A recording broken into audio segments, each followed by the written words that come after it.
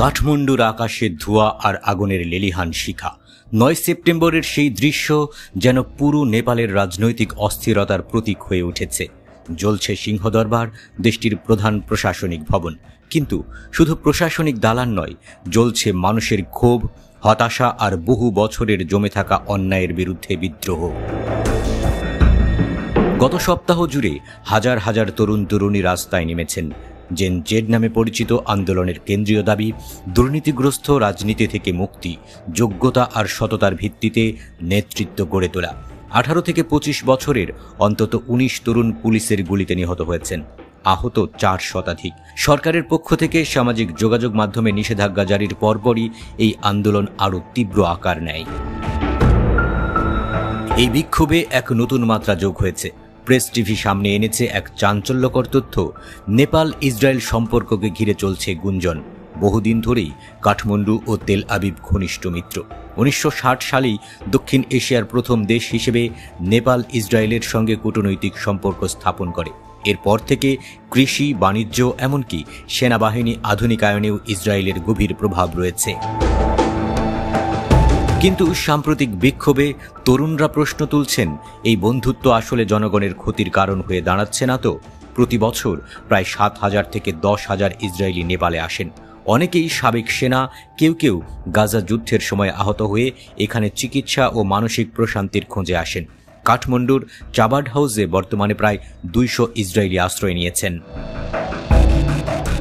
2013 সালে এমনকি একটি জাতীয় উদ্যানের ট্রেকিং রুটের নাম দেওয়া হয় ইসরায়েল ট্রেইল। স্থানীয়দের একাংশ মনে করেন এর মধ্য দিয়েই নেপালের সংস্কৃতি ও ভূখণ্ডে নীরবে প্রভাব বিস্তার করেছে তেল আবিব। ইসরায়েল নেপালের জন্য কেবল পর্যটক নয়, কর্মসংস্থানের ক্ষেত্রেও বটে। সরকারি চুক্তির আওতায় প্রতি বছর শত শত নেপালি কর্মী, সেবিকা ও কৃষি শ্রমিক হিসেবে ইসরায়েলে যান। বর্তমানে প্রায় 5,000 নেপালি সেখানে কাজ করছেন। কিন্তু শোনা যায় অনেকেই শারীরিক ও মানসিক নির্যাতনের শিকার হন। লম্বা কর্মঘণ্টা, বেতন আটকে রাখা, খারাপ আবাসন এবং চলাফেরায় বিধিনিষেধ সাধারণ অভিযোগ। সাংবাদিক কানাক মণি দীক্ষিত প্রশ্ন তুলেছেন, ইসরায়েলের গণহত্যার সময়ে সেখানে শ্রমিক পাঠানো মানে কি নেপাল রাষ্ট্র নিজেই এই অপরাধের সহযোগী হচ্ছে না? নেপালের অর্থনীতি মূলত প্রবাসী আয়ের উপর নির্ভরশীল। মোট দেশজ উৎপাদনের 33% আসে রেমিটেন্স থেকে, যা বিশ্বের 4র্থ সর্বোচ্চ। অথচ দেশেই তরুণ বেকারত্ব প্রায় 20%। এই বৈপরীত্যই আন্দোলনের মূলে। বিক্ষোভকারীরা বলছেন, আমাদের শ্রম বিদেশে বিক্রি হচ্ছে, কিন্তু ঘরে আমরা কাজ পাচ্ছি না। রাজনীতিবিদরা ইসরায়েলকে খুশি রাখতে ব্যস্ত, জনগণের দুঃখ দুর্দশা তাদের কাছে তুচ্ছ।